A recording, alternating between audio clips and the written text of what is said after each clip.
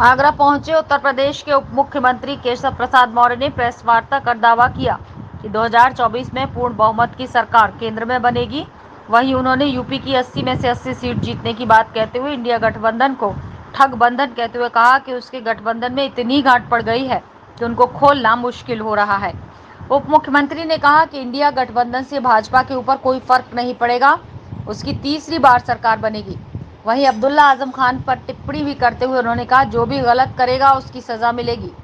उप मुख्यमंत्री के दावों में कितना सच है, ये तो आने वाले लोकसभा चुनाव में पता चलेगा। फिलहाल भाजपा लोकसभा चुनाव की तैयारी में सबसे आगे दिखाई दे रही है। इस दौरान कार्यकर्ताओं ने उप मुख्यमंत्री का स्वागत किया। का लक्ष्य लेकर के हम लोग काम कर रहे हैं। जनता का जैसा समर्थन हमको 2024 के लिए मिलता हुआ दिख रहा है, वह 2014 के लोकसभा चुनाव और 2019 के लोकसभा चुनाव की तुलना में ज्यादा दिखाई दे रहा है। इसलिए हम लोग 14 में जो 73 सांसद जीतने का आंकड़ा है उसको भी 24 में पार करेंगे और 80 की 80 लोकसभा सीटें जीतेंगे। विपक्ष मुद्दा विहीन है, नेता विहीन है, उनके गठबंधन की गांठ में इतनी गांठ पड़ी हुई है कि वो खोले नहीं खुल रही है। इसलिए विरोधियों के मन में एक डर है, क्योंकि वह परिवारवादी राजनीतिक दल हैं, भ्रष्टाचार के आरोपों से घिरे हुए हैं। तीसरी बार मोदी सरकार आने से उनके भ्रष्टाचार की जो जांच हुई है उस पर अब कार्रवाई का भी समय आ रहा है और जनता का समर्थन भी भ्रष्टाचार के खिलाफ लड़ाई में लगातार हमें मिला है।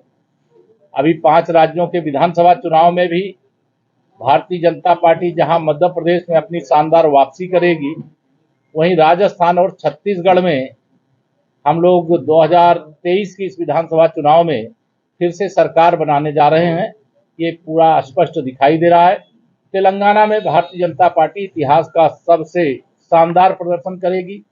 मिजोरम में भी भारतीय जनता पार्टी मजबूती से चुनाव लड़ रही है। जी, जातीय जनगणना की बात की जा रही है, विपक्ष लगातार कह रहा है कि जातीय जनगणना कराई जाएगी, क्या मानना है?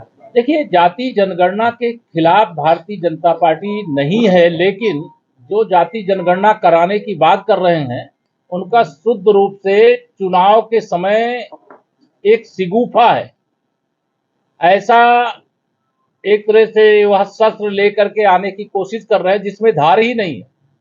जब यह सत्ता में थे तब इन लोगों ने कुछ किया नहीं, जब सत्ता में नहीं है, 2024 का लोकसभा चुनाव सामने है, तब इन्हें पिछड़े वर्ग की याद आएगी, फिर अनुसूचित वर्ग की याद आएगी, उसके बाद अनुसूचित जनजाति वर्ग की याद आएगी, फिर गरीबों की याद आएगी, फिर महिलाओं की याद आएगी। लेकिन इनकी नीयत खराब है, ये किसी के सगे नहीं है। जब सत्ता में थे किसी का ध्यान नहीं रखा, जब सत्ता से बेदखल हो गए तब इस प्रकार के यह विषय उठा रहे जिसे जनता नकार चुकी है।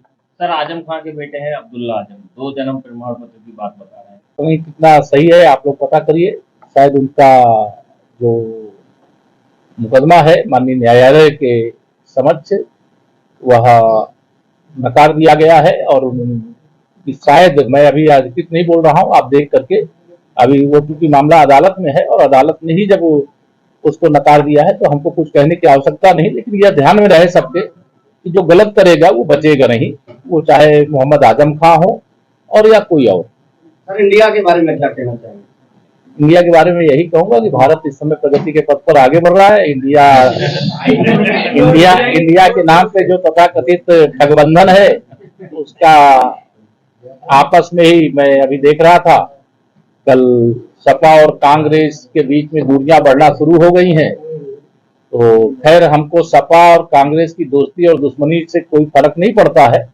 यह सारे लोग 2019 में मिलकर के भाजपा के खिलाफ लड़ चुके हैं और भाजपा उस समय भी जबरदस्त प्रदर्शन किया है और देश में हम 300 से अधिक अकेले भाजपा के सांसद जीते थे और यह आंकड़ा 2024 में बढ़ेगा और 2019 से भी बड़ी विजय लोकसभा में प्राप्त करेंगे। धन्यवाद।